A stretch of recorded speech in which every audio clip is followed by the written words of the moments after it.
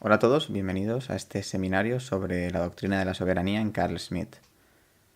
En este curso o en esta serie de vídeos analizaremos cómo explica el problema o la cuestión de la soberanía y nos basaremos fundamentalmente en una obra denominada Teología Política.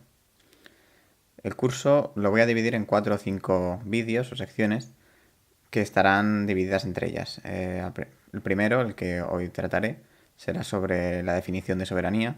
El segundo, el problema de la soberanía como problema de la forma jurídica y la decisión. El tercero, la teología política. Y en el cuarto, veremos unas contribuciones a la filosofía política de la contrarrevolución, entre ellos autores que Smith señala como interesantes, como son de Maistre, Bonald o Donoso Cortés, entre otros. También haremos alguna aproximación de otros autores revolucionarios, como pueden ser Marx, Hegel o Freud. Quizá la explicación que da Smith al problema de la soberanía no es la más sencilla, pero a mi juicio sí es la mejor. Si bien su vida está llena de estigmas, sobre todo después de la Segunda Guerra Mundial, hay que aclarar que él, incluso en entrevistas recientemente publicadas, un par de años antes de su muerte, en los años 80, afirma, cuando le preguntan que si es un nazi, él dice contundentemente que él tenía el carnet 2 millones y pico. Es decir, no es de los primeros que fue a apuntarse al partido, ni es un fanático. La cuestión es que el relato que él narra del derecho no es el que ha triunfado, digamos, después de la guerra, sino todo lo contrario. Entonces es muy lógico toda esta leyenda negra en torno a su figura. Pero bueno, no voy a centrarme en su vida. En la primera parte hablaremos de la definición de soberanía, a modo de introducción. Para Smith, soberano es quien decide sobre el estado de excepción. Esta es la afirmación fundamental sobre la que explicaremos el resto de este vídeo. Vamos a dividir el vídeo en 3 partes en los que está compuesta esta afirmación: soberano, decisión y excepción.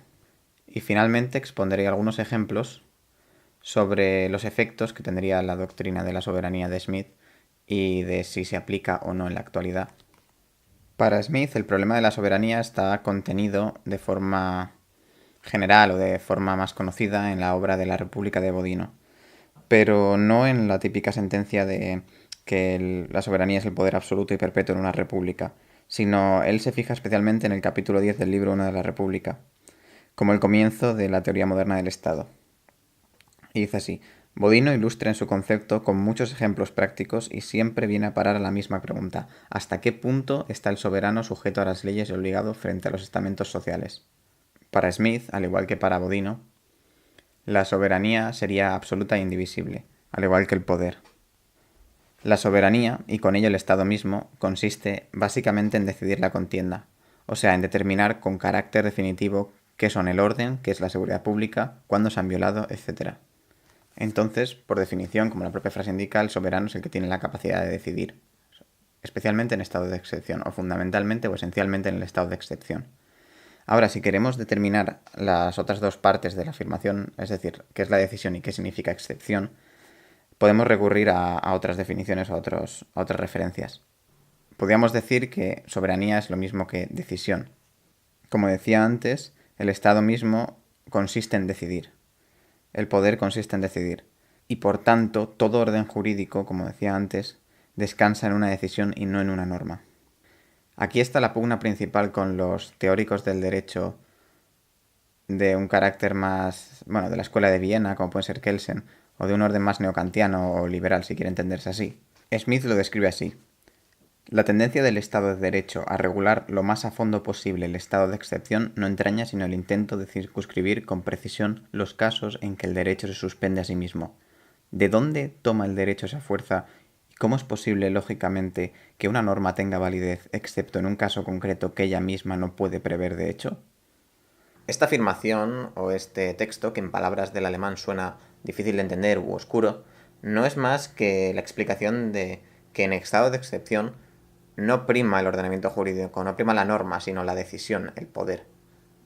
Ahora, en última instancia, vamos a intentar definir qué es excepción. Si hablamos de excepción, para Carl Schmitt, lo cotidiano no es interesante de estudio, no supone un reto, no supone un problema. De hecho, llega a decir que una jurisprudencia que se oriente hacia los problemas y los negocios cotidianos, el concepto de soberanía carecería aquí de interés práctico, ya que sí que puede regularse de una forma racional todo el orden.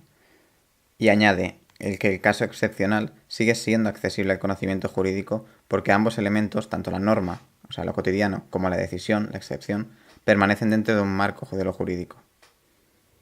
Lo excepcional, dice Smith, es lo que no se puede subsumir, lo que escapa a toda determinación general, pero al mismo tiempo pone al descubierto en toda su pureza un elemento específicamente jurídico, la decisión.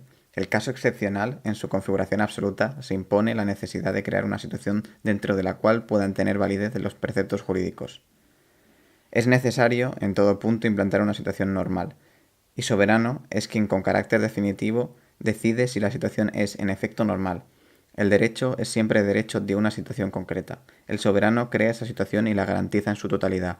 Él asume el monopolio de la última decisión, en lo cual estriba precisamente la esencia de la soberanía y del Estado, que más que monopolio de la coacción o del mando, hay que definirla jurídicamente como el monopolio de la decisión, en el sentido general que luego tendremos ocasión de precisar. El caso excepcional transparenta de la manera más luminosa la esencia de la autoridad del Estado. Veremos que en tal caso la decisión se separa de la norma jurídica y, si nos permite la paradoja, la autoridad demuestra que para crear derecho no se necesita tener derecho. Bien, pues ahora voy a proceder a exponer un par de ejemplos, podemos decir prácticos, sobre la doctrina de la soberanía en Smith.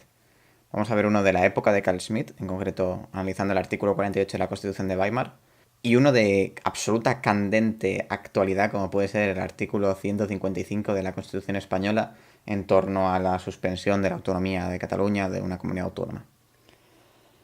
Bien, para Smith, el artículo 48 de la Constitución de Weimar supone que el presidente del Reich puede declarar el estado de excepción, pero el propio Parlamento tiene la posibilidad de vetar esta decisión o de levantar el estado de sitio. Si esta potestad está separada en dos cuerpos, o sea, si está presente en dos sujetos jurídicos, como puede ser el presidente y la Corte, se produce lo que Smith llama como una especie de división de la soberanía, una ruptura. Y claro, si nos adherimos a lo que hemos explicado de que la soberanía es una, esto constituye una completa contradicción. Por eso, Smith en el texto dice tal cual: si los Estados miembros, los Länder alemanes, según la interpretación usual del artículo 48, no poseen ya la facultad de declarar por sí el estado de excepción, no son Estados. De ahí que Smith dice, en el texto, si los Estados miembros, según la interpretación usual del artículo 48, no poseen ya la facultad de declarar por sí el estado de excepción, no son Estados, porque digamos que no serían soberanos, no tendrían soberanía y no contendrían el poder que requiere un Estado. El artículo 48, sigue Smith, es clave para resolver el problema de si los territorios alemanes, los Länder, son o no son efectivamente Estados. Esto me recuerda, aunque no es exactamente igual el caso y el artículo no es como tal igual, al artículo 155 de la Constitución española, la cual, leo textualmente, dice así. Artículo 155.1. Si una comunidad autónoma no cumpliere las obligaciones que la Constitución u otras leyes le impongan, o actuare de forma que atente gravemente contra el interés general de España, el Gobierno, previo requerimiento al presidente de la comunidad autónoma y, en el caso de no ser atendido, con la aprobación de la mayoría absoluta del Senado, podrá adoptar las medidas necesarias para obligar a aquella al cumplimiento forzoso de dichas obligaciones o para la protección del mencionado interés general. Bien, he dicho evidentemente que no es igual porque aquí estamos en un estado, el Parlamento es bicameral en España, digamos que tenemos una cámara baja que tiene un mayor poder, un bicameralismo asimétrico, y una cámara alta que es la que decide en este caso el veto, que es el Senado. Pero a efectos prácticos sí que supondría una división de la soberanía en torno pues, al Estado central o a las cámaras. Generalmente, pero no por norma, el gobierno, la formación en el que ocupa el aparato del Estado, suele tener una mayoría absoluta en el Parlamento, pero esto no tiene por qué ser así. A día de hoy es así, el Partido Popular tiene una mayoría en el Parlamento y también controla pues, el aparato del Estado. Ahora bien, el artículo 155, llamado de coacción federal, implica que el gobierno decida y defina qué es el interés general o qué es lo que supone la excepcionalidad. Como nuestra Constitución de 1978 está dividida entre la Cámara Alta y el Gobierno, se da un auténtico dilema o debate, incluso contradicción, de la división de la soberanía. No sé si se aplicará el artículo 155 de la Constitución. Posiblemente, si se diera el caso, debería aplicarse. Pero esto, digamos que evidenciaría una vez más cómo la Constitución española de 1978 no es una buena constitución en términos de soberanía. Bueno, por hoy lo podemos dejar aquí. Subiré la siguiente parte la semana que viene o la otra. Deciros que es un ejercicio bastante complicado el tratar de digerir los textos de Smith, porque no es precisamente un mal escritor, pero son conceptos de derecho constitucional, son conceptos de una traducción del alemán y, como entenderéis, no es sencillo hacerlos lo más digeribles posibles para un seminario en un vídeo. Sin más, cualquier opinión que tengáis al respecto del artículo 155 me gustaría escucharla o leerla, mejor dicho, si queréis dejar en los comentarios. Y cualquier sugerencia al respecto del tipo de vídeo, de seminario, como queréis llamarlo, también podéis comentarlo. Nada más, nos vemos pronto. Un saludo.